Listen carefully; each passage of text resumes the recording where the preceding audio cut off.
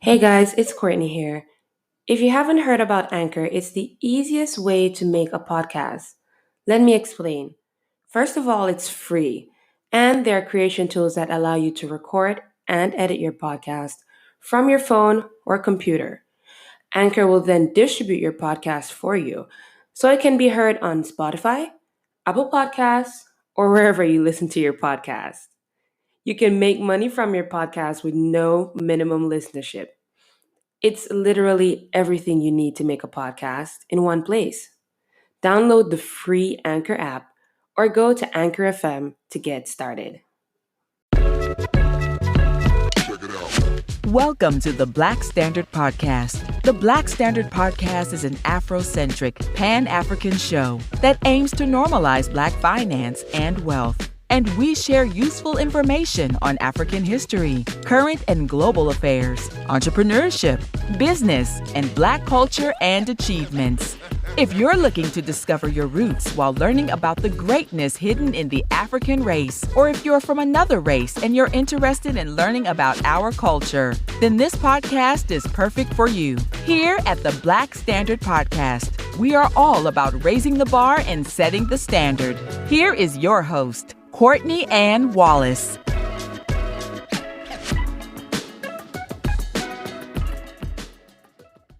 Hey guys, welcome to season 2 of the Black Standard Podcast. I hope you guys are doing well. In today's episode, I will be talking about something that not a lot of people talk about, and that is entrepreneurship and, wait for it, anxiety. Now, before we begin, I'm just realizing that the previous episode we did not do our daily mantra, so we have to do it for this one. And it's something that we usually do in every single episode. We repeat this sentence: I am happy to be alive, my heart is clean, my mind is open, and I am ready to receive. And of course, our quote of the day is, do what you can with what you've got where you are. Now, honestly, guys, this quote I chose it randomly, but it speaks to me because of what I'm going through right now. I won't be sharing that today, but sometimes you feel like it's impossible to get certain things done because you don't have enough of this and you don't have enough of that. And it's so funny because all of this kind of ties in with what I'm about to talk about today. Now, before we jump into the episode, I want to highlight this book I've been reading. It's by George Brentman. The title is Malcolm X Speaks. I'm just putting that out there. I'll be sharing different books that I'm reading from time to time in case you guys want to chime in the discussions or talk about it. And you guys know I'm a big fan of Malcolm X. He was way ahead of his time. So you guys let me know if you get that book. Okay guys, so let me start out by saying that everyone's entrepreneurial journey is different, and I'm in no way speaking on behalf of all entrepreneurs, but I'm sure that a lot of you listening can probably relate to the stuff I'm about to talk about. And this topic is entrepreneurship and mental health. Now, studies show that entrepreneurs are more susceptible to depression than any other group. According to overcomingthemind.com, entrepreneurs are most likely to feel depressed simply because of high levels of anxiety, causing stress, or leading to or inducing depression. Now, you most likely put very high expectations on yourself. You hold yourself accountable for every detail of your business, and this pressure is not necessary, guys. Now, here are some of the problems that can occur with having entrepreneurial anxiety. Now, number one is forgetting that you are not your business. Now, creating something and having attachments to it, sometimes it can go a little bit beyond logic, And if you haven't heard this by now, entrepreneurship and creating a business is literally like having a baby. Sometimes that clouds your judgment in terms of what we're doing.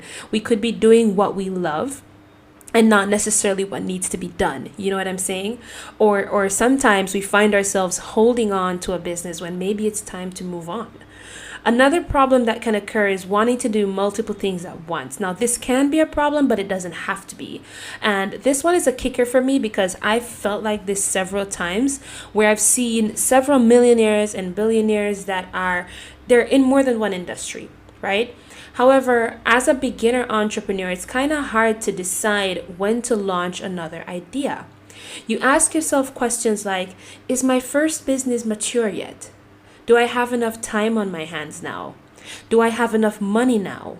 And the big one, is what I love or what I'm about to do profitable? Because sometimes you have this idea, but you wonder if you're so caught up in the love for that idea, if maybe you're missing something and it's not actually sustainable for years to come.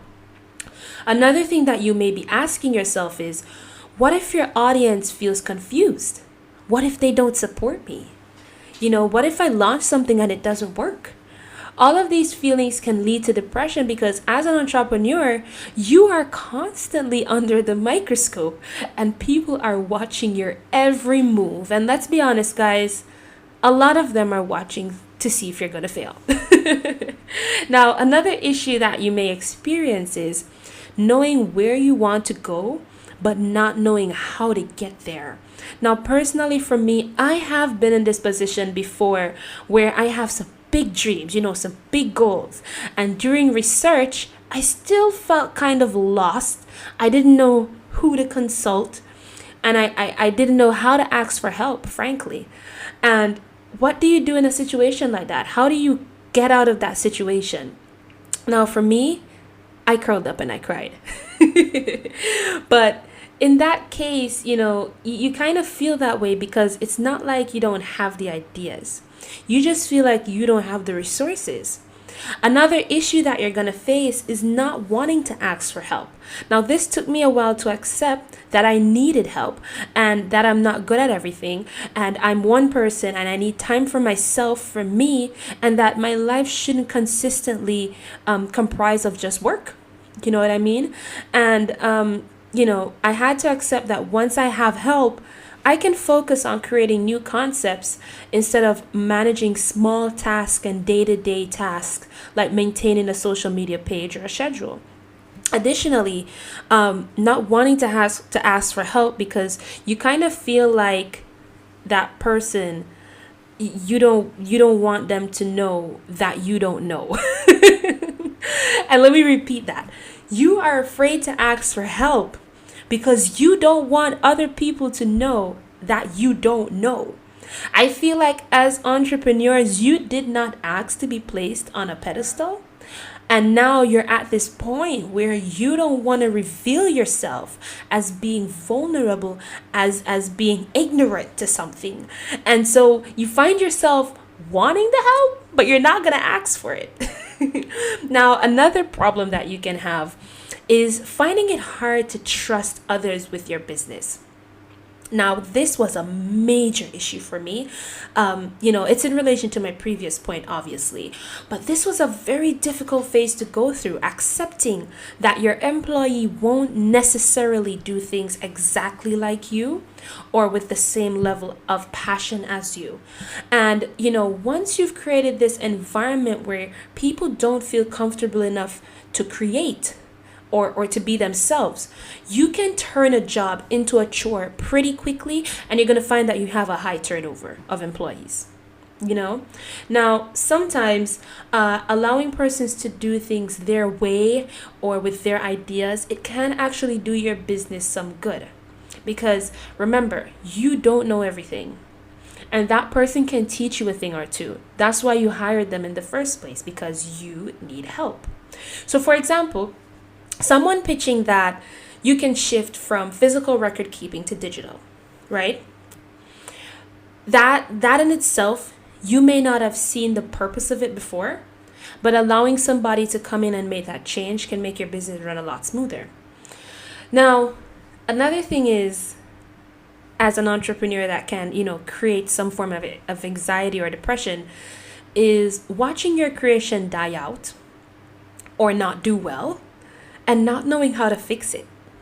You don't know what to do.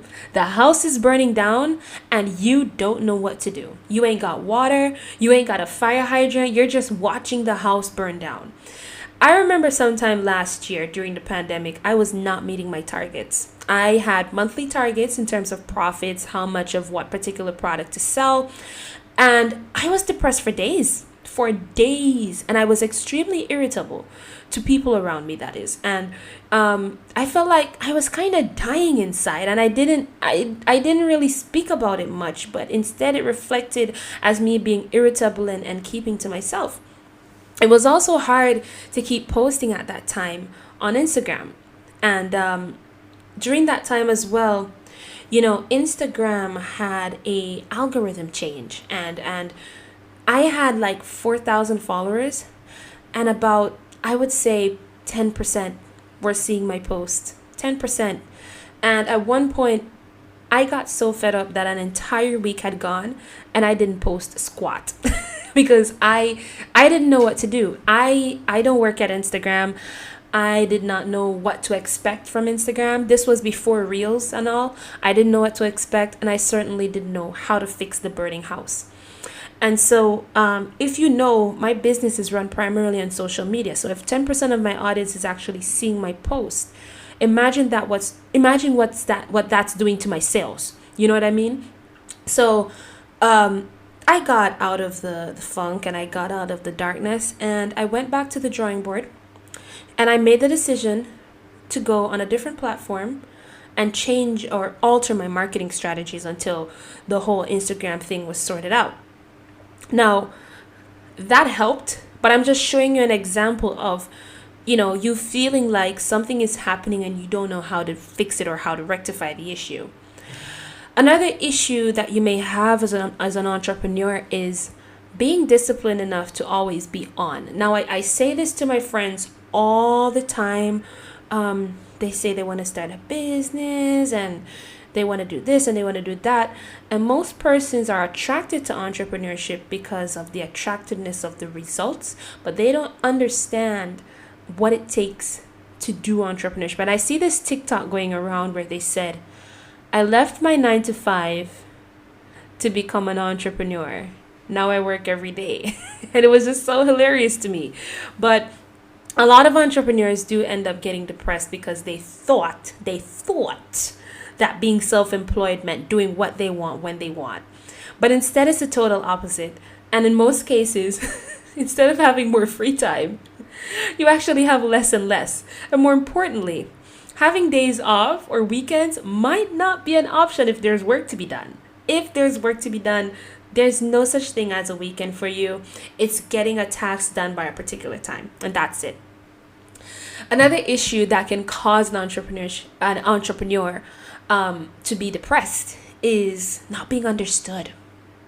When Drake says it's lonely at the top, or that the top is lonely and he's been losing friends and finding peace. Yeah, I'm talking about that. Now here's a kicker. People you expect to support you, like you expected to support you, and they're not taking your business seriously or helping to promote you, that can seriously put you in a bad place. But this can also include, people just not understanding when you're not available to go out or not available to talk, or that financially you have to reserve because you need to invest in your business. And this can be extremely discouraging, but kings and queens, you have to remember that this journey is yours and yours alone, and no one can do it for you. Absolutely no one. No one will understand but you. Sometimes you're going to lose people close to you, and it's okay. It's fine. It's fine. Not being able to respond, feel, and protect your space is another issue. I've seen this happen on Twitter so many times. Without being called out as unprofessional. You feel like you can't stand up for yourself when people come at you on social media or disrespect you without persons referring to your career and say, oh, I didn't know she was so unprofessional. I didn't know she was so rude. I can tell, I've had persons comment on my YouTube all the time with some rude comments, some ignorant comments, and I try my best not to answer. But the times that I do, my friends would be like, girl, take that down. Take it down. It don't look good. And I'm like, listen, yes, we're entrepreneurs, but we're still human. And imagine being bullied and you're not able to respond because of your position. all of that anger is still cooped up inside you, and that can seriously lead to depression. You feel like you can't explain yourself, you can't stand up for yourself. And it's something that I particularly don't like, the stigma attached to entrepreneurs, because people treat us like we don't have feelings, and it's not necessarily right. Now, when you're a business owner, you're constantly under the microscope, and you do have to remember that, right? But people do tend to just say whatever, do whatever, because they want to see if you'll defend yourself. And sometimes, that can be pretty draining, especially when people take advantage of you because they know that you're an entrepreneur and because they know you have a platform. So they expect you to not respond. Now, my last and final point is being expected to fail. Now, this one, it's kind of touchy because I feel like there's different phases of entrepreneurship. There's that phase where people tell you that you're crazy. This is never going to work. How are you going to do this? It doesn't make any sense. There's no demand for it. Then there's that phase where they're like, how's your little business? How's the business going? How's your little business? And then if by chance you make it past that phase, it's going to be like, man, I knew you had it in you. I knew you could do this. I was I was there from day one. Bro, I can't tell you how many times I've been through those phases. And you have to protect your mental against that. You know why?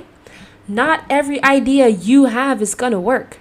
And so you have to brace for that backlash of that second phase that I mentioned, where they ask, how's your business?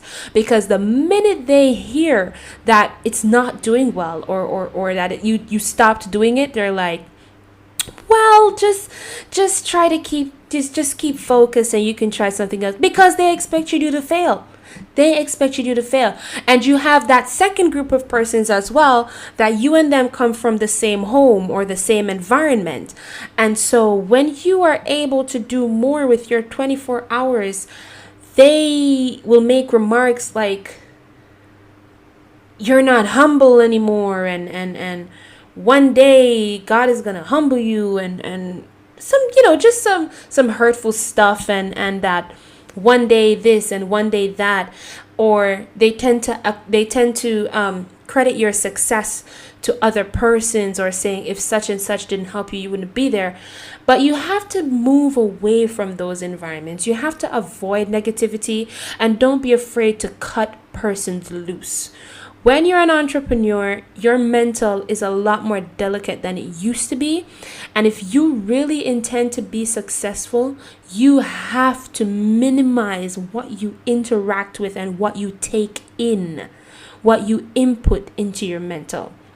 So that's my final point, guys. That's it for this week's episode. If you enjoyed this podcast, don't forget to give this podcast a rating, guys. Season 2 has a lot of surprises for you. So be sure to subscribe to our YouTube channel at The Black Standard Podcast on YouTube, and follow us on Instagram at The Black Standard _JA. I'll see you guys next week. Take care, everyone. Thank you for tuning in to the Black Standard Podcast. Follow us on social media and join the community. You can find us on Instagram at the Black Standard _JA, Facebook at the Black Standard JA, and subscribe to our YouTube channel, where you will find the recorded version of our podcast along with additional content. Until our next episode, see you soon.